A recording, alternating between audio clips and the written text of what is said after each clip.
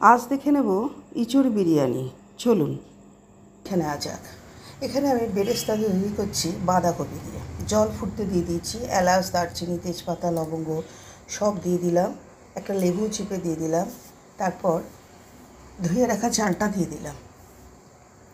বেরেস্তা তৈরি হচ্ছে। এরপর দিয়ে দিলাম এর মধ্যে ছোট এক বাটি সাদা তেল, পরিমাণ মতো নুন, মিষ্টি, ভালোভাবে নাড়াচাড়া করে ফুটতে দিয়ে দিলাম। বেরেস্তা তৈরি হয়ে গেছে, একটু নুন দিয়ে দিলাম। এরপর ধনে, সাদা জিরে, লবঙ্গ, গোলমরিচ, শুকনো লঙ্কা, তেজপাতা, মৌরি, বড় এলাচ, ছোটো এলাচ, জায়ফল, জয়িত্রী সব দিয়ে একটা বিরিয়ানির মশলা তৈরি করে নেব।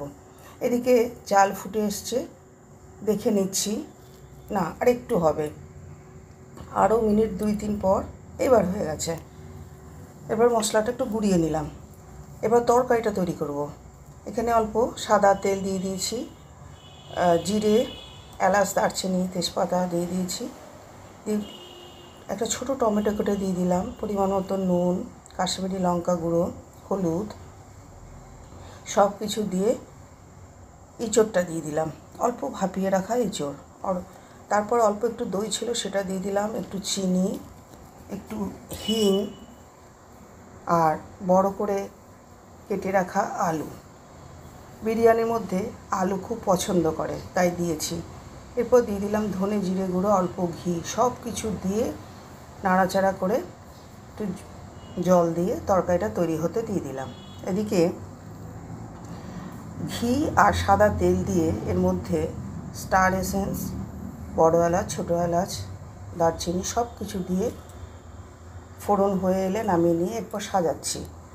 প্রথমে আমি তরকারির ঝোল দিয়ে দিয়েছি, তারপরে এক লেয়ার ভাত, বেরেস্তা, আবার তরকারি, বেরেস্তা, আবার ভাত, এইভাবে বিরিয়ানি মশলা এইভাবে লেয়ার বানাতে বানাতে একবারে শেষ মুহূর্তে চলে এসেছি। কড়াই চেঁচে তরকারিটুকু দিয়ে দিলাম, যেটুকু বেরেস্তা ছিল দিয়ে দিলাম, ঘি দিয়ে দিলাম, গোলাপ জল, সেন্ট, বিরিয়ানি মশলা আর কেশর ভেজানো দুধ। আমি খুব একটা কেশরের গন্ধ সহ্য করতে পারি না, তাই অল্প একটা কালারের জন্যই দিয়েছি। দিয়ে এবার দিয়ে দিলাম উনুনের মধ্যে।